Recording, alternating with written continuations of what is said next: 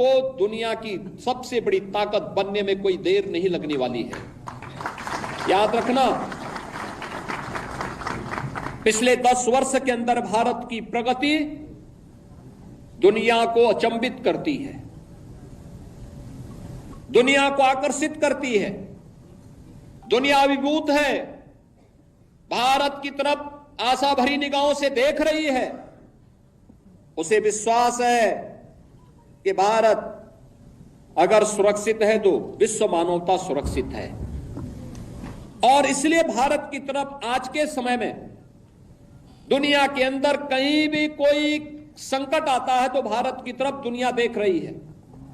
भारत की तरफ दुनिया का यह आकर्षण हमें एक नए भारत का दर्शन कराता है। अभी पाकिस्तान कहा जाने वाला आज का बांग्लादेश में वही तो हो रहा है। उस समय 10 लाख हिंदू एक साथ काटे गए थे, हिंदू सिख सभी थे, एक साथ काटे गए थे।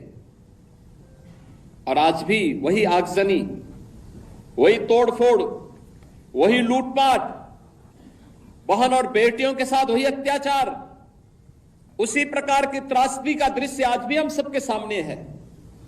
और इस सब के बावजूद इस प्रकार के कार्यक्रमों को केवल एक औपचारिकता बना करके हम लोग केवल अपनी बात करने तक सीमित हो जाते हैं। आखिर कब इतिहास की इन गलतियों से हम सबक सीखेंगे? और आज मैं आप सबसे यही कहने के लिए आया हूं। हम आभारी हैं प्रधानमंत्री मोदी जी के, जिन्होंने इतिहास के इन काले अध्यायों से पर्दा उठा करके देश की जनता की आंखों को खोलने का काम किया है, देश का ध्यान आकर्षित किया है, इतिहास की इन गलतियों के परिमार्जन के लिए रास्ता बनाने का एक आह्वान हम सबका किया है। और उसी आह्वान के साथ जोड़ने के लिए मैं आप सबसे भी कहने के लिए आया हूं कि जो दृश्य 1947 में हुआ था वही दृश्य तो आज बांग्लादेश के अंदर हम सबको देखने को मिल रहा है। 1.5 करोड़ हिंदू किस तरीके से बांग्लादेश के अंदर आज चिल्ला चिल्ला करके अपने आप को, अपनी अस्मिता को बचाने के लिए गुहार लगा रहे हैं। और दुनिया के मुंह सिले हुए कथित सेकुलरिस्ट भारत के अंदर भी इनके मुंह सिले हुए एक भी शब्द इनका नहीं निकल रहा है,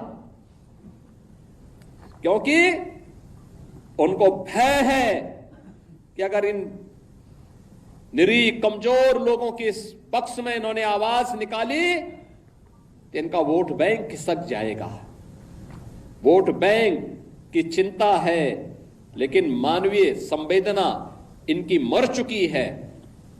मानवता के रक्षा के लिए इनके मुंह से एक भी शब्द नहीं निकलने वाला है, नहीं निकलेगा, क्योंकि इन्होंने आजादी के बाद लगातार उसी प्रकार की राजनीति को प्रेरित और प्रोत्साहित किया, उसको लेकर के आगे बढ़ते रहे।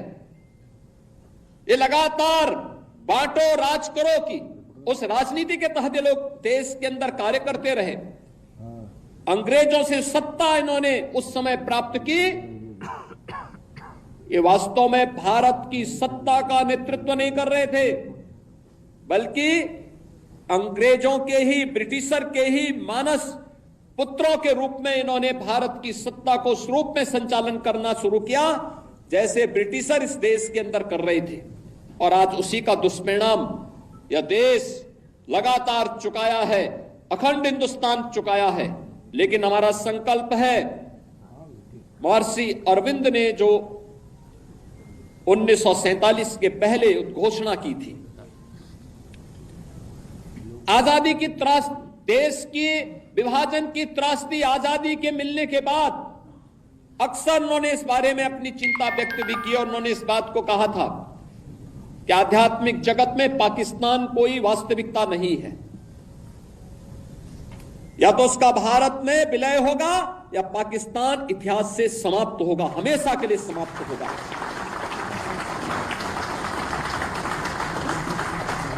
क्योंकि आध्यात्मिक जगत में जब जिसका कोई वास्तविक अस्तित्व नहीं है उसको नष्ट ही होना है, और उसकी नष्टता, उसके नश्वरता को हमें संदेह की निगाहों से नहीं देखना चाहिए। हमें ये मानना चाहिए ये होगा, लेकिन इसके लिए हमें भी तैयार होना होगा, हमें भी अपने आप को तैयार करना होगा, हमें अपनी उन गलतियों का परिमार्जन करना पड़ेगा जिन गलतियों के कारण विदेशी आक्रांताओं को भारत के अंदर घुसने, भारत के पवित्र तीर्थ स्थलों को अपवित्र करने, भारत की परंपरा और संस्कृति को नष्ट करने का एक अवसर जिन्हें प्राप्त हुआ था, उस प्रकार की गलतियों को, वह विभाजन की जो त्रासदी तक हमें पहुंचाया है, वह जातीय विभाजन के रूप में, क्षेत्रीय विभाजन के रूप में, भाषाई विभाजन के रूप में, इन सभी से उभर करके हम सबको राष्ट्र प्रथम के भाव के साथ मिलकर के कार्य करना होगा। भारत की आजादी इस बात के लिए हम सबका आह्वान कर रही है। और याद रखना, भारत केवल दुनिया का सबसे बड़ा लोकतंत्र ही नहीं है, ये लोकतंत्र की जननी भी है। जितनी स्वतंत्रता भारत ने अपने नागरिकों को दी है, दुनिया के अंदर इस प्रकार की स्वतंत्रता किसी भी अन्य देश में अपने नागरिकों को नहीं प्राप्त हो पाई है। हम सबको अपने संविधान पर गौरव की अनुभूति करनी चाहिए। भारत के संविधान निर्माताओं के प्रति अपार श्रद्धा और सम्मान का भाव व्यक्त करना चाहिए। हमें सरदार वल्लभ भाई पटेल की दृढ़ता का सम्मान करना चाहिए। हमें बाबा साहब डॉक्टर भीमराव अंबेडकर के प्रति सत नमन करना चाहिए, जिन्होंने अपनी पीड़ा को दबाने के बावजूद भारत की एकता और अखंडता के प्रतीक भारत के संविधान को भारतवासियों को प्रदान किया, जो संविधान आज भी हम सबका नेतृत्व करता है, हमारा मार्गदर्शन करता है। और उन सभी महापुरुषों से जिन्होंने भारत के संविधान सभा के माध्यम से भारत को दुनिया का सबसे बड़ा संविधान दिया, इस संविधान के माध्यम से हम सबको भारत के इस लोकतंत्र पर गौरव की अनुभूति भी करनी चाहिए।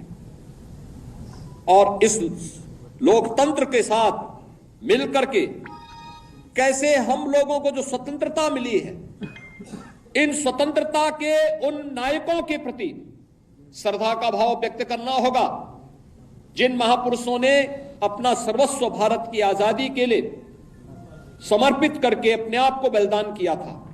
आज के इस अवसर पर भारत फिर से अखंड भारत की दिशा में अग्रसर हो सके, महर्षि अरबिंदो के सपने को साकार कर सके, उनकी भविष्यवाणी सच साबित हो सके, इसके लिए हमें भारत को 1947 तक, जब भारत अपनी आजादी का शताब्दी महोत्सव मना रहा होगा, शताब्दी महोत्सव 1947 में जब भारत की आजादी के 100 वर्ष पूरे हो रहे होंगे, उस समय एक ऐसा भारत जो विकसित भारत होगा, शक्तिशाली भारत होगा, सशक्त भारत होगा। और सशक्त भारत के निर्माण के लिए प्रधानमंत्री जी ने आजादी के अमृत महोत्सव के अवसर पर जिन पंच प्रणों की बात की, उन पंच प्रणों में सबसे महत्वपूर्ण प्रण है और वह है नागरिक कर्तव्य। नागरिक कर्तव्य के प्रति हम जिस क्षेत्र में काम कर रहे हैं, किसी भी क्षेत्र में हो सकते हैं, शासन में हो सकते हैं, प्रशासन में हो सकते हैं, पुलिस सेवा में हो सकते हैं, व्यवसाय में हो सकते हैं, युवा हो सकते हैं, किसान हो सकते हैं, महिलाएं हो सकती हैं, समाज के किसी भी तबके में रहकर के वो कार्य, शिक्षक है, अधिवक्ता है, किसी भी क्षेत्र में वो काम कर रहा है, उस क्षेत्र में अपने नागरिक कर्तव्यों का पालन करते हुए राष्ट्र प्रथम के भाव के साथ उसे कार्य करना होगा। राष्ट्र प्रथम का यह भाव जब हमारे जीवन का संकल्प बनेगा, तो भारत के अंदर भारत को दुनिया की सबसे बड़ी ताकत बनने में कोई देर नहीं लगने वाली है। याद रखना, पिछले 10 वर्ष के अंदर भारत की प्रगति दुनिया को अचंभित करती है, दुनिया को आकर्षित करती है। दुनिया अभिभूत है, भारत की तरफ आशा भरी निगाहों से देख रही है। उसे विश्वास है कि भारत अगर सुरक्षित है तो विश्व मानवता सुरक्षित है। और इसलिए भारत की तरफ आज के समय में दुनिया के अंदर कहीं भी कोई संकट आता है तो भारत की तरफ दुनिया देख रही है। भारत की तरफ दुनिया का यह आकर्षण हमें एक नए भारत का दर्शन कराता है। भी पाकिस्तान कहा जाने वाला आज का बांग्लादेश में वही तो हो रहा है। उस समय 10 लाख हिंदू एक साथ काटे गए थे, हिंदू सिख सभी थे, एक साथ काटे गए थे। और आज भी वही आगजनी, वही तोड़फोड़, वही लूटपाट, बहन और बेटियों के साथ वही अत्याचार, उसी प्रकार की त्रासदी का दृश्य आज भी हम सबके सामने है। और इस सब के बावजूद इस प्रकार के कार्यक्रमों को केवल एक औपचारिकता बना करके हम लोग केवल अपनी बात करने तक सीमित हो जाते हैं।